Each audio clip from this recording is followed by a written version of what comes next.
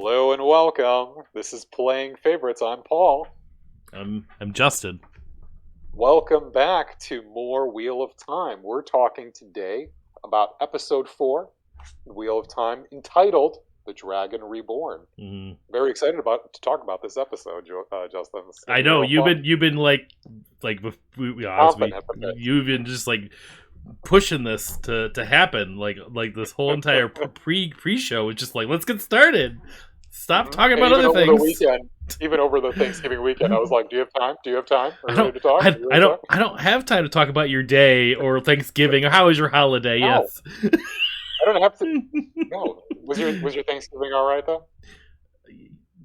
I didn't get to watch Wheel of Time on Thanksgiving, right. So enough said. Well, if you like our shenanigans, you can always you can always listen to our first episode, which we covered the first 3 episodes of Wheel of Time in that one kind of big episode. We did. But today we're going to take it a little bit slower. We're just going to focus on one episode, and that's episode 4. Like we said, we're really excited to talk about this. We've got other stuff too, Justin, don't we? We don't just do Wheel of Time review. We've got a YouTube channel with Let's Plays and some of our podcast videos up there as well. Yes, that's right. We've been doing a podcast for a few years now, so a lot of our archive podcasts are up on the YouTube channel. All of our podcasts are on your favorite podcast, service. Wherever you listen to podcasts, wherever you go for those type of things. We generally have always talked about our favorite things, Wheel of Time being one of our favorites, and one of those episodes. We tend to go across a variety of different topics, but we try to branch off, do a lot of things. We've done a few movie reviews already, but check out our YouTube channel. Give us a like, subscribe, share it with your friends, comment, all that lovely stuff. Leave some comments. We like comments. If people have questions or comments they'd like to make about how we're doing with this stuff too, with the Wheel of Time stuff. If you're a Wheel of Time fan, we'd love to hear from you. Yep. Same thing goes for ours. We've got social media accounts, so you can reach out to us via Twitter at PlayFavePodcast or on our Facebook page. Yep. But yeah, we are super stoked to be doing this now, and I don't know if I can wait any longer, Justin. I really need to. Before we get started, before we dive in, I do want to make an apology. I've been shamed. I've been shamed. I am ashamed of myself. But in our first 3 episodes, after we got off that recording, it was still a great conversation. We talked a very long time about episode 1 through 3 and my love of Wheel of Time, but also my lack of memory of reading a book from 20 years ago. Dare you? How dare you not have that book memorized? And the pronunciations too. Yeah, pronunciations. Oh my gosh! Like I won't go through all of them, but like I did make some mistakes. So like, I said land mandragon. It was Mandoragon, whatever. Mandragoran. Land mandragon. That's easy to mix up, right? Mandragon. Afterwards, I was like, "Is it really Mandragon?" Like that would be kind of silly, but it's the. But you had the same experience that a lot of people had, especially like from like a book being turned into a film or a TV show. Mm-hmm. Is that you had a pronunciation in your head for the entire time you read this book series, all these, and then it's like, oh, this is the proper way to do it. So there's a little bit of a learning curve, but I'm here to tell you, Justin, and listeners and watchers. We will meet that learning curve. Don't worry. I don't know if I can. It's been 20 years of reading this. I've always said Aes Sedai, not Aes Sedai. I don't know why, but that's a bullshit spelling. I just gotta say, it's like it's purposely meant to confuse you. But I get it. It's Aes Sedai. I understand. I get it. It's the AE combo. It's almost like the AE that's like fused together. That kind of pronunciation of it, which is fine. It's all good. I just want a couple more things. They're from Edmund's Fields, not Terran Ferry. I got that mixed up. Not Terrence Ferry. So yeah, it's Edmund's Fields. But in the show, I don't even think they're even calling it that. They're just calling it the Two Rivers. They might have said Edmund's Field maybe once. It's very... They probably subtly put it somewhere, you know. Maybe. But maybe. The big one I did say, you asked about the the previous dragons, and I mentioned the name of Arthur Hawken, and he is not a dragon whatsoever. Okay. Stricken from my memory record. I didn't even remember the name. So. Yeah, but I that was one that bugged me after the fact. I was like, oh man, I can't do this. I just apologize for any mistakes I had made in the previous episode. I just want to give myself the chance to apologize. I did warn everyone. As the playing favorites wheel time expert, I don't have a good memory of reading these books. I just love them very much so. Air quotes. Yep. Yeah, you're the uber fan for this because you obviously stuck with the series much longer than I did. Yes, because my knowledge of the series ended about 20 minutes into the first episode, and then it was all brand new to me.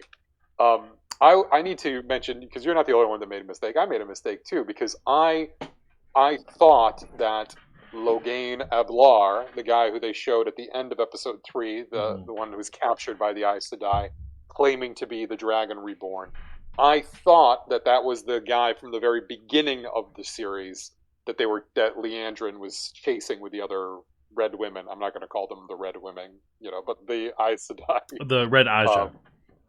Yes, so I thought it was the same person. It's not. I didn't even do the checking. I just assumed oh, that's a nice little book. And I think you convinced me too. That's like, because I think I second guessed it a little bit. It's like, you're so confident. I'm like, oh yeah, it's the same guy. I'm like, I guess I got that wrong too. I was like, from my perspective, it made sense. It was like, okay, they're releasing. This is how I explained it to Kristen, because she was like, why did you think that was the same guy? They don't really look alike. And I'm like, listen. So I didn't remember what the first guy looked like. I just remembered he was a dude with long black hair. All right. And then secondly, to my defense, a storytelling, especially since they released 3 episodes, I was thinking of it as like a 3-episode arc.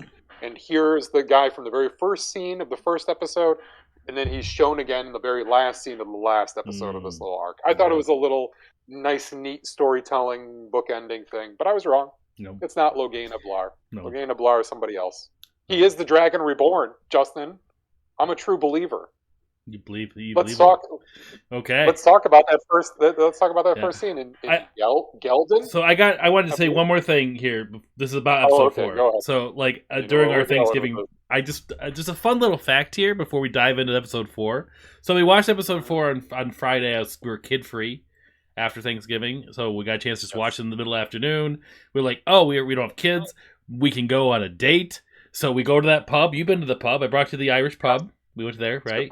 Yeah, you've been there before when you visited. We're sitting down, and of course, what did me and my wife talk about? We talked about Wheel of Time, because we just watched it. We had to talk about it. Of course. Yes, so we're sitting there talking, and I'm saying things, and all of a sudden, the table next to me is like, hey, I'm sorry to interrupt. Are you talking about Wheel of Time? I'm like, yeah, I am talking about Wheel of Time. He's like, oh, yeah, I'm on my second reread. I've read every book. I love Wheel of Time. It's like him, like a couple, he's got his son reading it and everything. And I'm like, out of every place I would have ever gone, I'm like, wait, somebody knows about Wheel of Time? Like, I thought this was like a secret thing. Right next to you. It was like a secret thing. Seriously. It's like... Well, it seems like a lot of people kept this, their fandom of this a secret. Not a secret. I know that there's plenty of Wheel of Time communities, but it's not like it's something that was really popular, sure. or people, like a lot of people knew about. It was word of mouth is how we heard about it. That's how I read it. Yep. That's how I found out about it. Did you, now, I got to ask you, did you do your due diligence? Did you write down on a napkin our Playing Favorites podcast? I honestly, to be quite honest, because I already knew that I had made many mistakes. I'm like, he said he finished his second reread, and I'm like, of the whole series. Here's a bunch of wrong information. And I was like saying how I hadn't finished book 8, and they're like, it's like you got to power through it. Him and his wife were like saying, you got to power through it. You got to really do it. You got to finish it. And I'm like, yeah, I know. I just got to find the time. Anyways, that's my story. Speaking of powering through something, how would you like to listen to my friend and I, bullshit our way through 3 episodes of television? Well, so anyway, I wanted to set that. I wanted to tell that story because I thought it was awesome because it's like random Irish pub Wheel of Time conversation. I don't know. Sweet deal. Fun time. Next time we'll print you out some business cards. You just hand them out.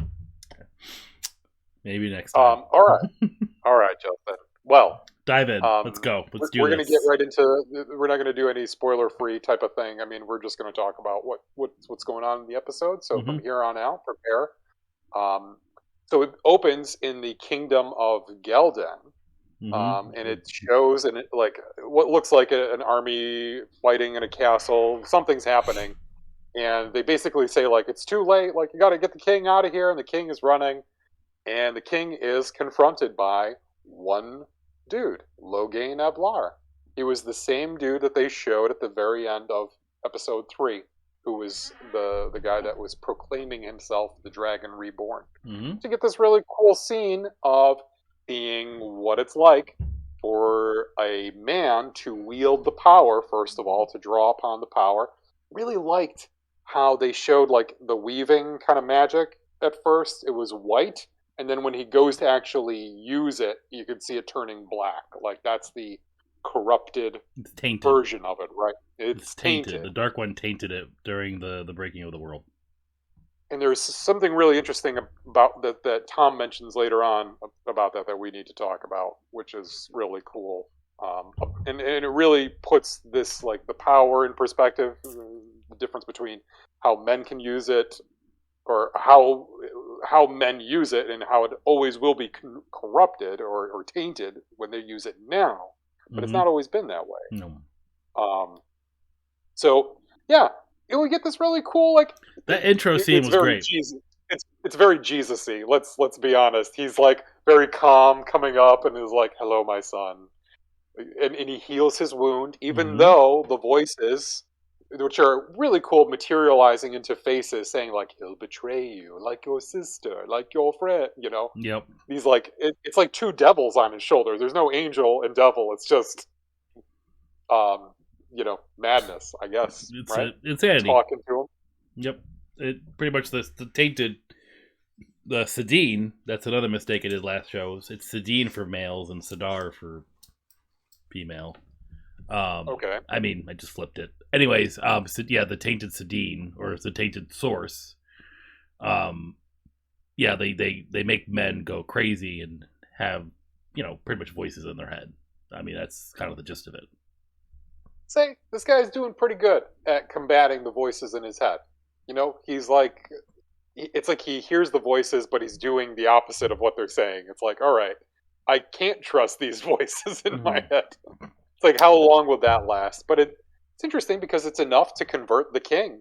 The king of Gelden is like, he heals him, and like, instead of like, you know, the king tries to stab him, he instead turns the blade and then just lets it drop, heals his wounds, lets him live, tells him there's a place at his side for anybody, even enemies. It's a really interesting opening sequence here, which makes me, you know, immediately made me wonder, well, how did he get into the company of the Red Women? I'm going to just keep calling them the Red Women. The Red Aja. But, the Red Aja. Okay. They're Ajas. There's different colored Ajas.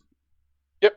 We learned about that, too, in this episode, which is very interesting. So that's actually what happens. I want to just chime in. Camp. What's overall about this episode, which is great, like, a lot of things happen in this, but it was very entertaining for me, because, like, this scene we're talking about, it doesn't happen in the book.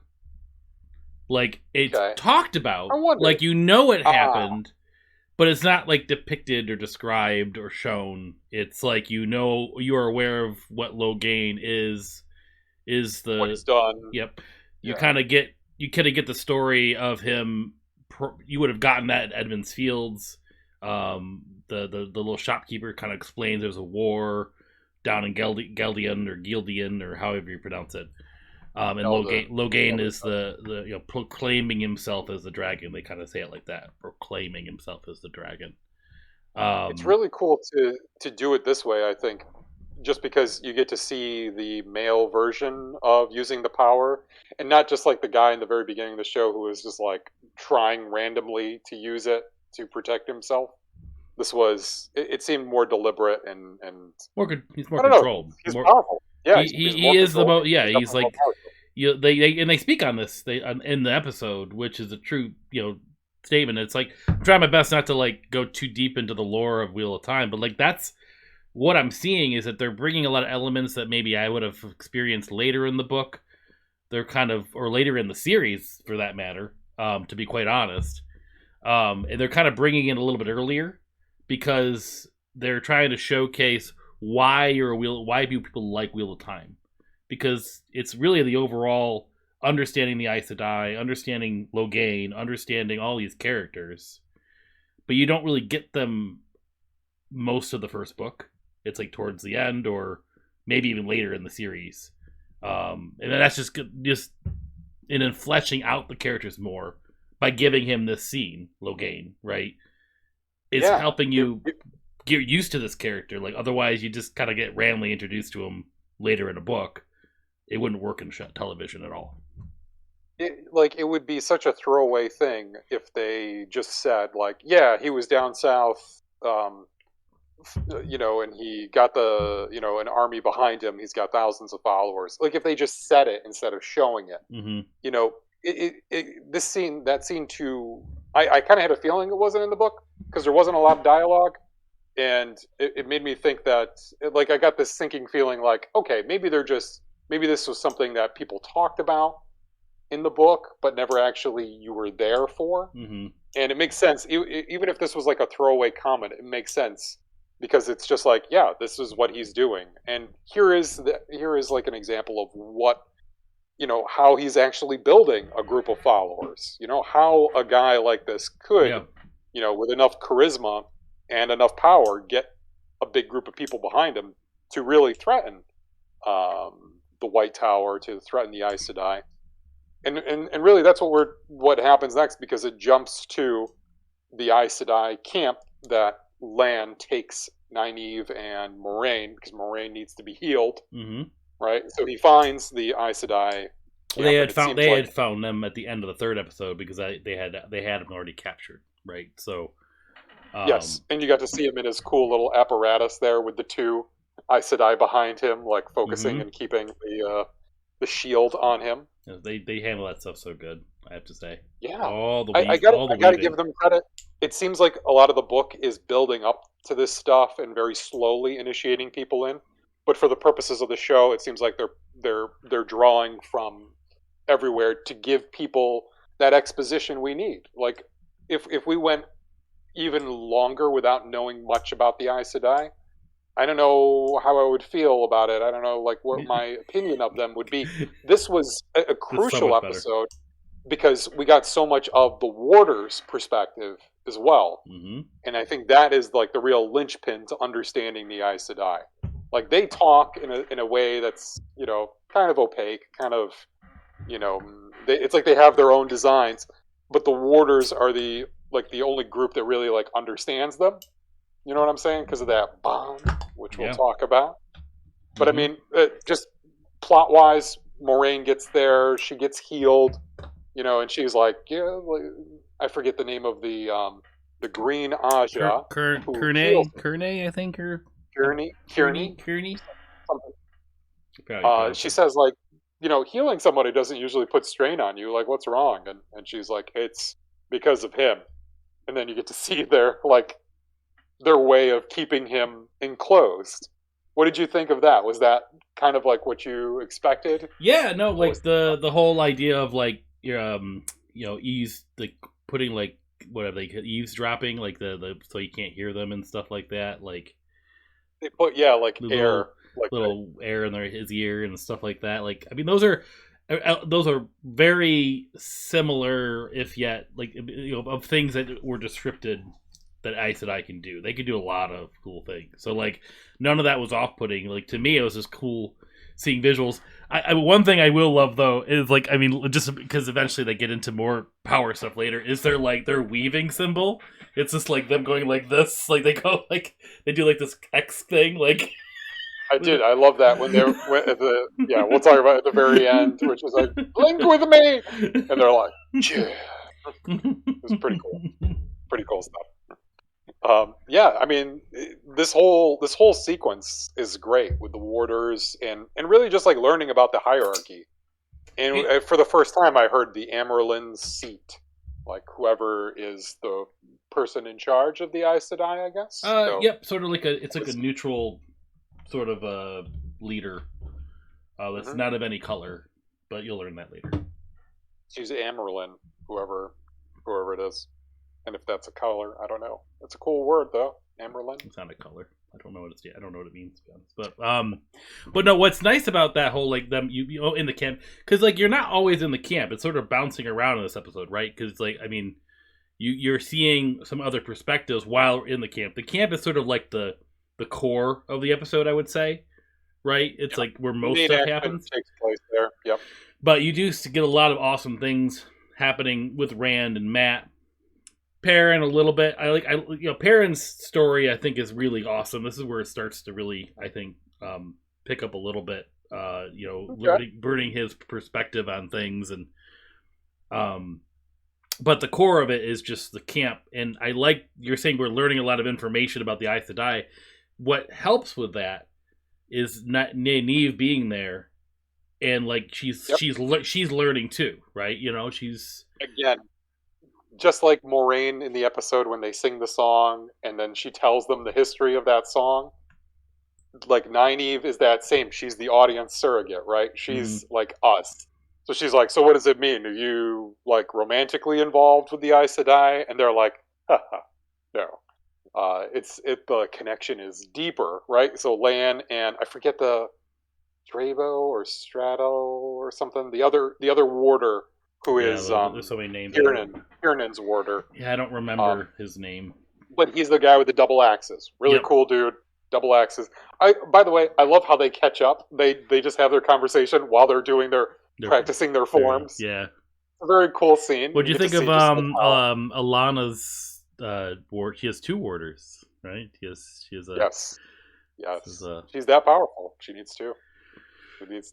I love the fact that they I really like this like society of women with men who are subservient to them, but at the same time, like, are there like counselors and I don't know, they're like the person that they bounce ideas off of. They're their closest like confidant, and that was like later on when they're by the fire. Leandra comes and tries to talk to Nynaeve, and Nynaeve's like, she's a snake, and Lan starts to open up a little bit, and they start to enmesh a little bit there. Mm-hmm.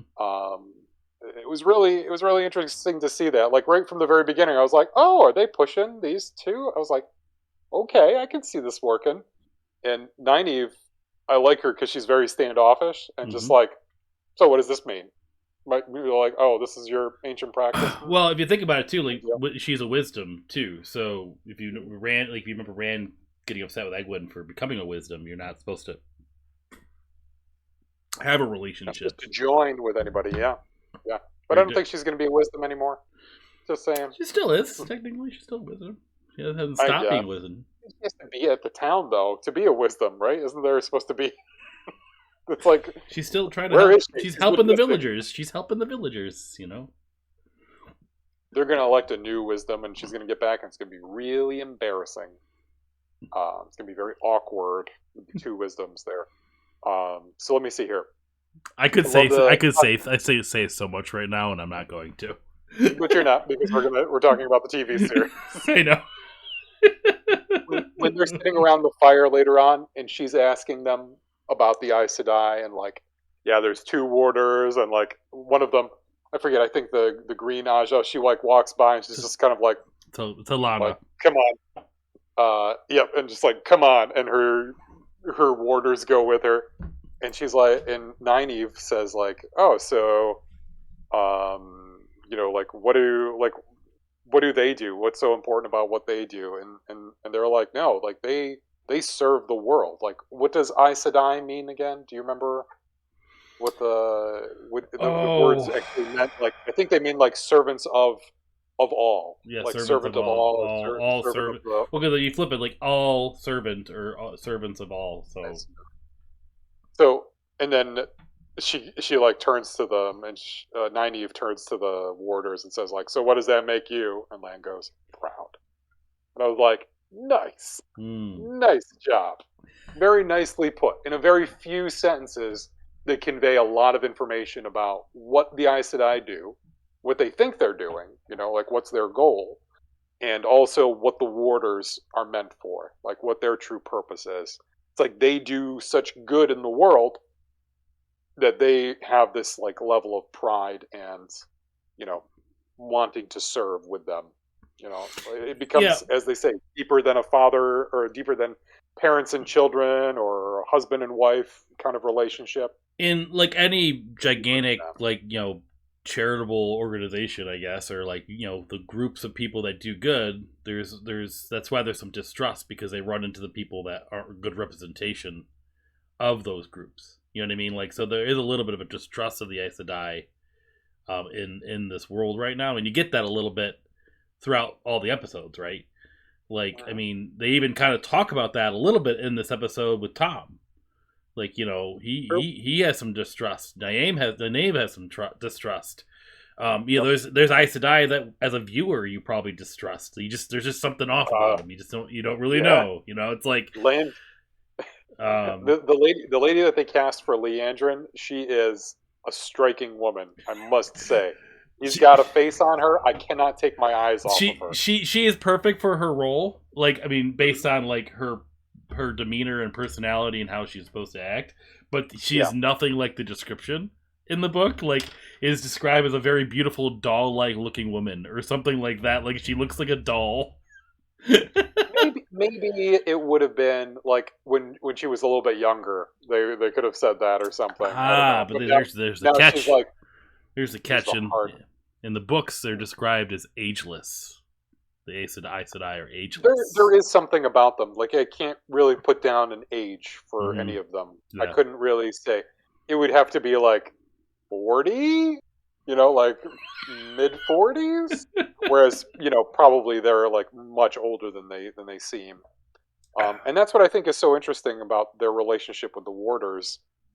In that, like it takes precedent over any other relationship, and how I mean that's what I love about this series so far, is that it's not only does it have like a different framework for understanding the world, like the wheel itself, like the wheel turns, like we talk about like fate, or the afterlife. Like to them it's a completely different framework for understanding the world and what happens when you die, and Mm-hmm. what most people think happens.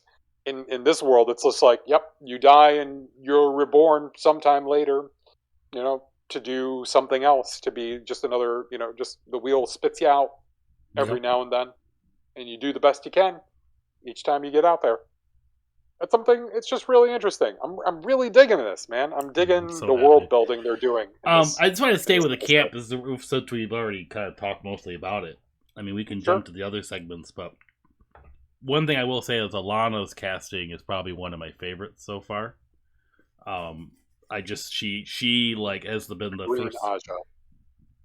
She's been like the first one when I see her talk, and her relationship with Moraine, which is they have this sort of like they were you want to call it, like We're friends. they're friends, and We're friends. they did things together, like when they were learning to become Aes Sedai, and sort Yep. of like have that kind of mischievous sort of background. You see a little humanity in those sort of moments versus like the Yes. very serious, Aes Sedai to the world. Like there is a human element to them, right?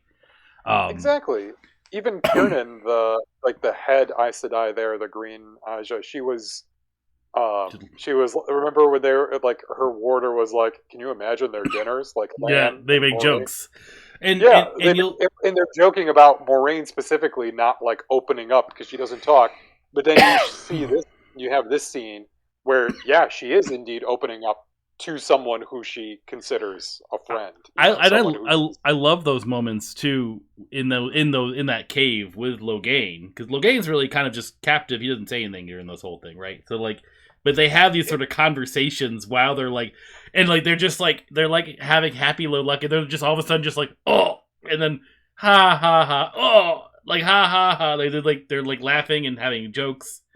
I love the moment where it's like both of them kind of like relaxed for a second, and it's just like whoomp, like it Yeah, bubbled out, and it's yeah. like put it back down. It's like, see what happens when you mess around on the job. Mm-hmm. Yep. Uh, but listen, we're gonna come back to the camp because lot more happens there. But let's talk about Perrin and Egwene, and I mean we can talk about their entire It's arc pretty in the story brief. There's because not a lot of help happens here. I think of the character groups we're following, they're the shortest, the least amount of time on screen.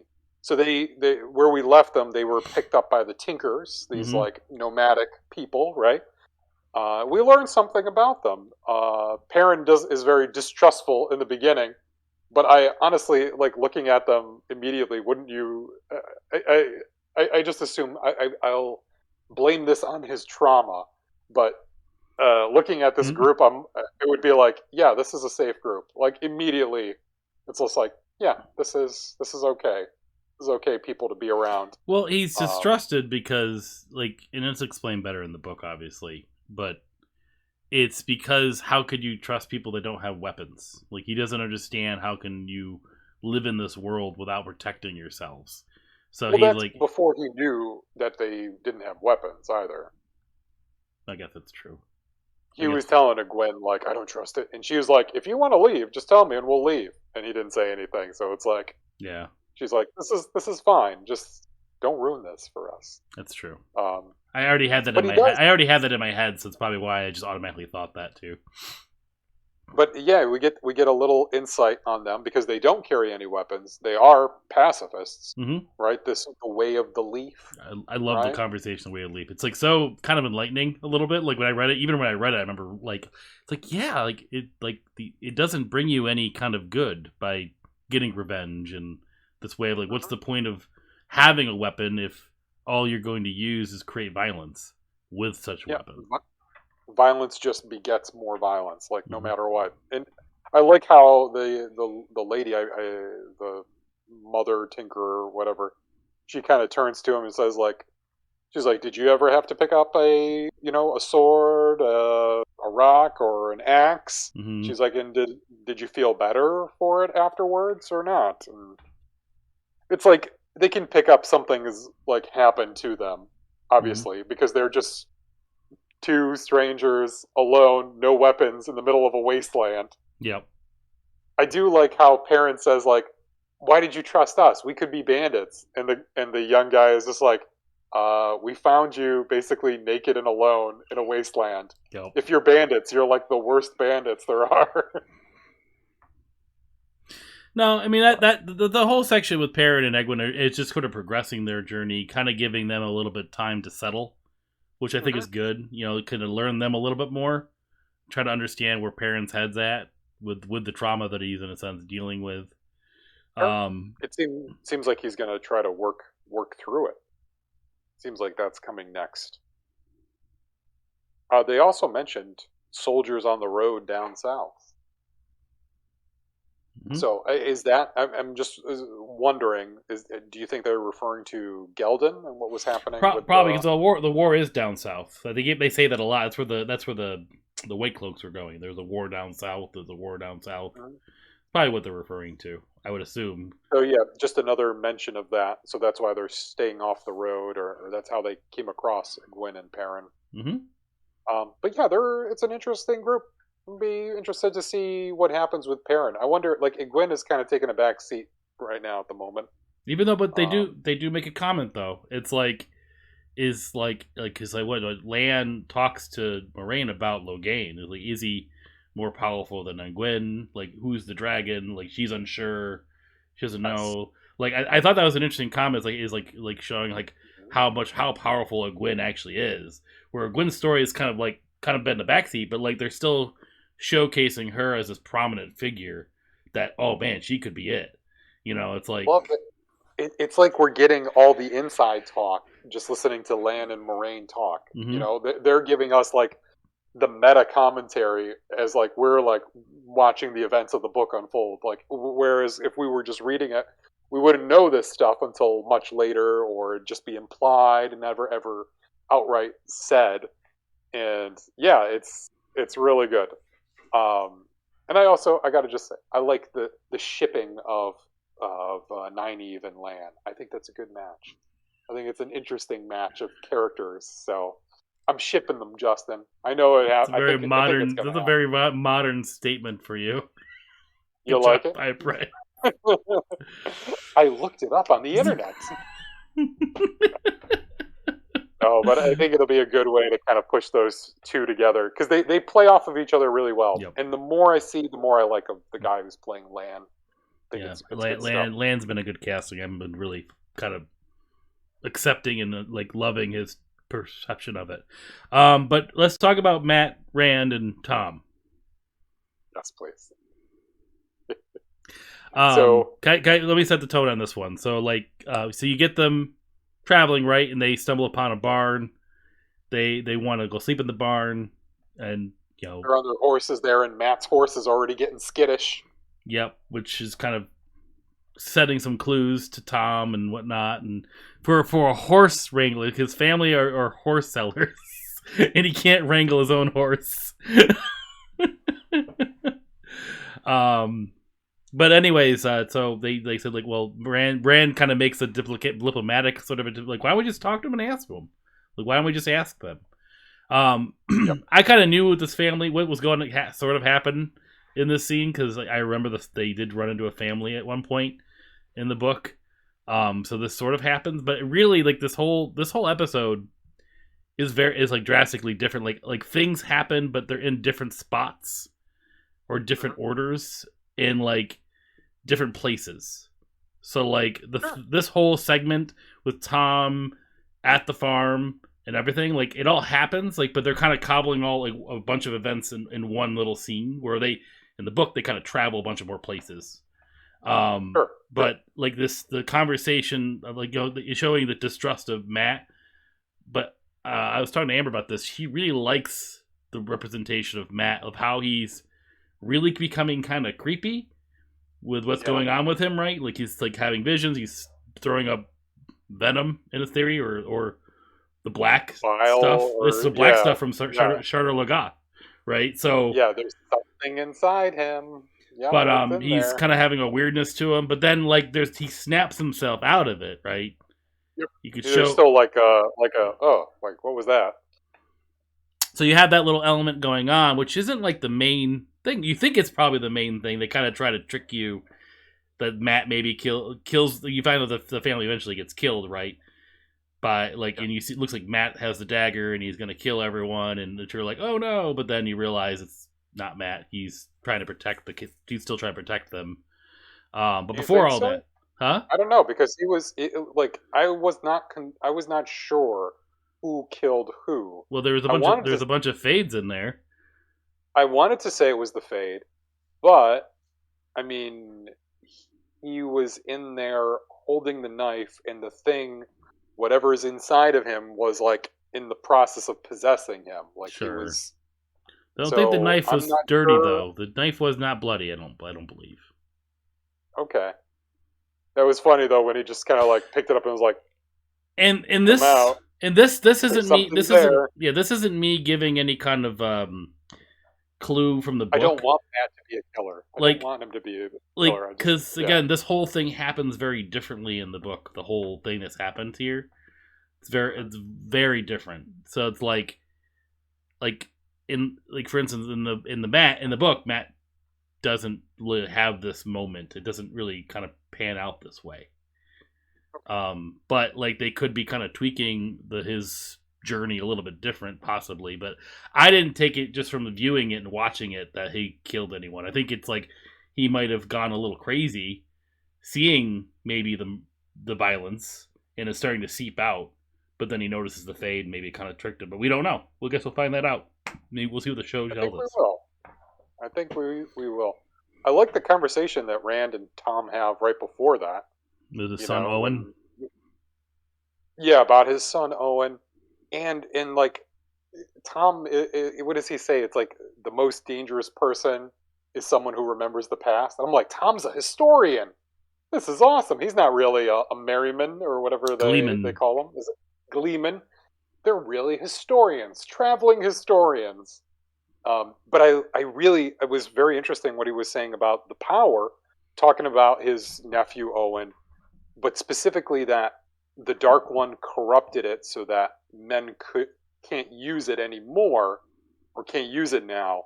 but that there was this time where men could use it, Mm-hmm. and men could use it again. Like that's what's implied. Like if you eliminate the Dark Lord or the Dark One, and you somehow undo his corruption, then men should be able to draw upon the power again. Mm-hmm. Again, Tom is I really like the guy that they have playing him too. I think Yeah, he's cool. a really good choice. And he's just every time he opens his mouth, it's interesting stuff, interesting information, and a lot of times he's schooling Rand in that. Tom That is a great character. Like, I mean, I remember loving Tom in the books, mm-hmm. and it's He seems like he's going to be a real favorite. like, I mean, obviously it cuts away, and you think he is left for dead, but I don't. Obviously, I think as anyone who watches the television show, he's got to have a moment, right? Like that's not happening.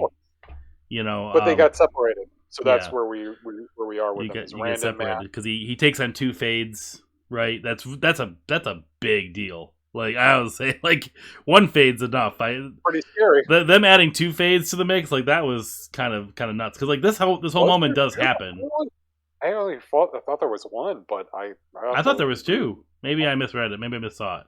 I thought there was two. But fighting a fade it seems like fighting a ring wraith. Like it's pretty terrifying. Yeah. So but he was holding his own, and that door kept closing. He's like, "Damn it! Why doesn't this door open out instead of open in?" If only the hinge was on the other way. But one thing with the Owen conversation, because he's telling him not to trust Aes Sedai because of his son, and he's almost kind of comparing his son to Matt, right? Like it's trying to think Matt could be the dragon, Matt could be the one. He has a kind of his powers son manifesting. He's turning into something else, and like I love how this episode really kind of gives everyone a little bit of a moment. I don't think does Rand get a moment though. Rand's just kind of there, right? Like he doesn't really have this like grand moment of time. I think Rand's moment is more learning from Tom, and that part about like the most dangerous person in the world is someone who remembers the past. I think that like it's like he's going to school. He's getting schooled by Tom, and I think that's where he is. Whereas Matt is just kind of like, I don't want to do this. I don't want to muck out the stables. I'm taking a walk, and Matt's kind of still his same, aimless Matt self. But he has something going on with him. It's intriguing, it's interesting, it's unusual, it's supernatural. Rand is just still kind of there, right? He gets a dream. I think he has a dream happen again, right? Doesn't he see a dream in this episode? And really like close up shot of the Dark One holding Egwene, I think, or grabbing Egwene. They're in Edmund's Fields. I think he's like walk around and he sees Perrin, he sees Matt. Yep. So I guess that's his moment. Let's get to the end. Let's talk about the key sequence in this: the army of Geldon returning, the king's army, and you get to see the king leading the charge to the dragon. Mm-hmm. And I like just like the little Aes Sedai stuff too, like the little like boom boom like bits of magic come in, and she's like, "Oh, those are my warders. The army is here." Like just the warning that was really cool. And then we get a battle sequence, and you get to really see some Aes Sedai power. Oh yeah, and just what was it? Leandrin said, like, or was it Leandrin, or I forget who. They were like, "Oh, there's an army. Like the army is back," and she was like, "So what? We have 7 full sisters here." Mm-hmm. And it's like, "Oh, you have 7 people that can take care of an army. Gotcha." Starting to understand your power there, Aes Sedai. Well, there's like the phrase, I think you even say it in one of the earlier episodes too, but it's like you only need 1 Sedai to win a war. Or one Aes Sedai. So it's like they do have a lot, but they also have to deal with Logain. Thing. So I do like when Logain does break out. It's very like it's like he heard them. It's like the air trick in his ears wasn't working because they're like, his army is here, and he's like, oh okay, whoosh, and just get everybody out of the way. And he's kind of like taking his time. The cage is melting around him. Doesn't he kill Kurde in that moment? Is that when she dies? That initial break. Not her death. Is that the death? You're right, because I forget who's holding. They're all like trying to hold him. Like yeah, because she dies. Leandra kind of gets shocked. She's like unconscious. She's like hit. Then Moraine walks in and just has a conversation. I thought that was kind of weird. Yes. Like she just like, I have one question, and then he's like, no, and then okay, let's do our pose and lock him in. That is how it really ends, but it's true. But you're right, Kiernan, whatever her name is, the main like leader of this Aes Sedai group.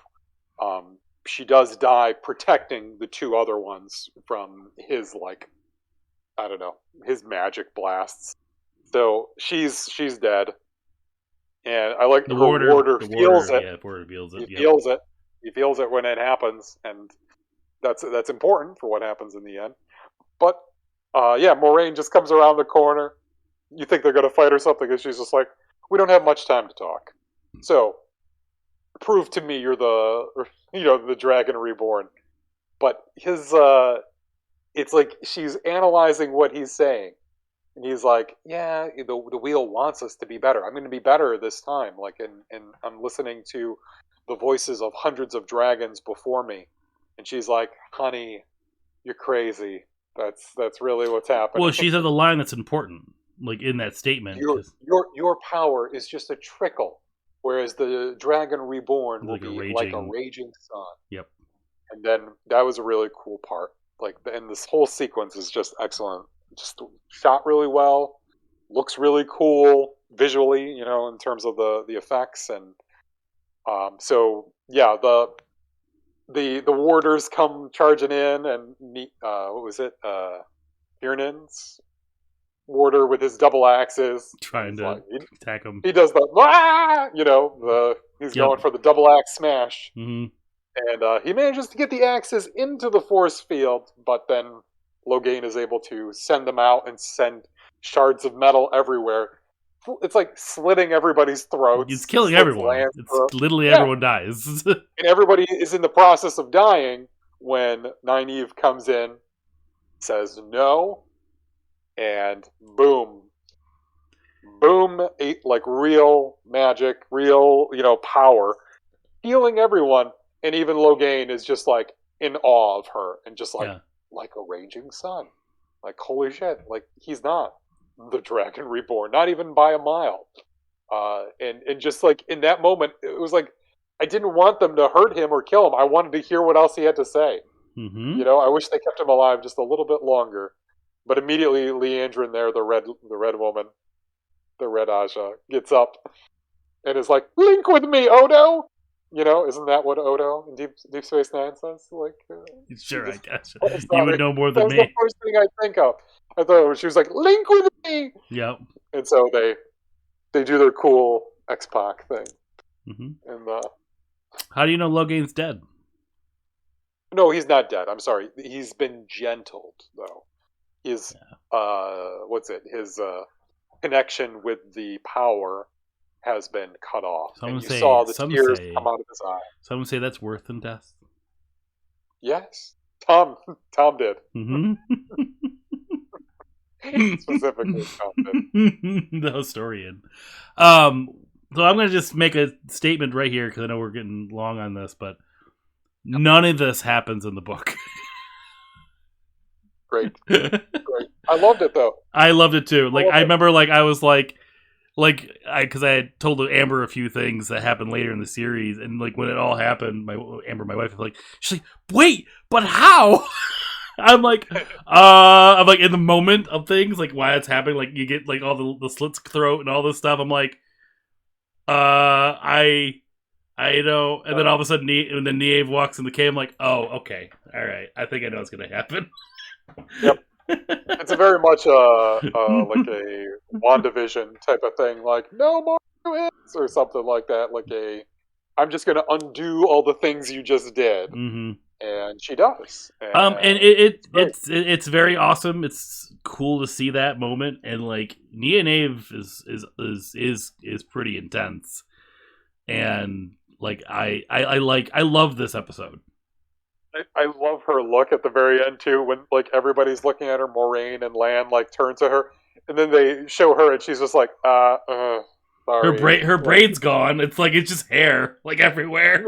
But I love the look that she gives, like she's embarrassed, like, oh, sorry about that, everybody. I didn't mean to get so upset. Um, but yes, very cool episode. Very interested to see what happens next. They don't give a lot of information of where it's gonna go, right? It's like you're kind of in the dark. No cliffhanger. Yeah, it's very exciting. Very cool place to be in. So would you say of the 4 episodes we've seen so far, Justin, would this be in your top 1, top 2? It's my favorite one. Yeah, this one's been my favorite. Because it's like I didn't have to sit there and compare as much as the other ones. I feel like I kind of binged the first 3. Like I kind of thinking back, I kind of really liked the 3rd episode more than I think initially felt. Like I just like it's like I got in the shock of seeing Winter Night for the first time, and just like I've always wanted to see this, and like and then really kind of looking back and digging into like my memory of what happens in the book and sort of researching a little bit more, and this has been the most exciting one for me. Just because it's like it showcased what makes me love Wheel of Time.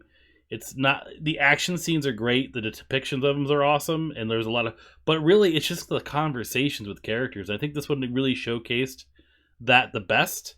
You've already mentioned like 5 of them in this in your viewing. There's so much. There's so much going on. It was packed with information. I loved it. I loved it. I don't feel confused as confused as I have before, and I feel like I have a better handle on the series and just like the world itself now moving forward. So I think it was a really smart choice to do this. Mm-hmm. Whatever people think about, where they're like picking and choosing elements from the book to include here, or taking allusions and just actually turning them into full scenes, I think they're telling a really compelling story, and I'm in. I was already invested. I'm like double down now. And it's still following the same story as what the book is trying to say. It's just it's just presented differently, and it's okay. I mean, we've the other one thing, the thing we always compare Lord of the Ring books to the movies. They're very different but very similar. Like in this one is very different but yet very similar.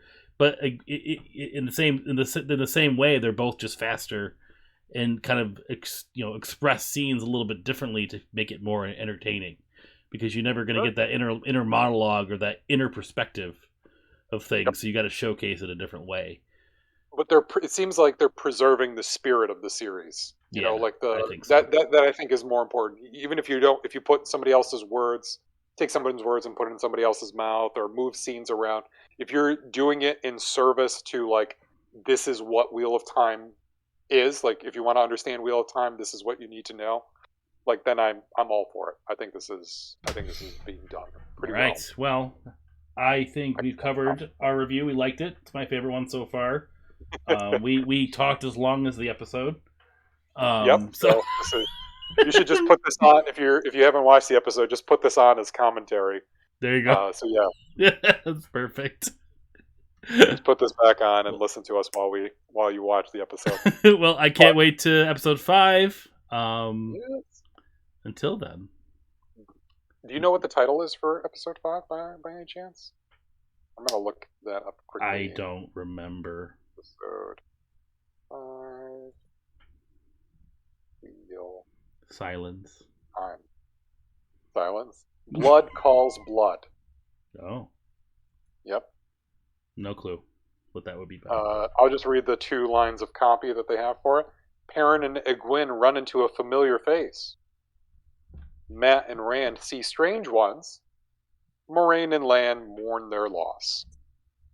Nynaeve does nothing. She's just in shock the entire episode. She's still like, sorry about this. Didn't mean to cause such a mess. Everybody okay? All right, man. Well, this has been fun. Yep. And this has been Playing Favorites. And we will see you all next time. Yes. Bye-bye, everybody. Talk to you soon. Bye-bye.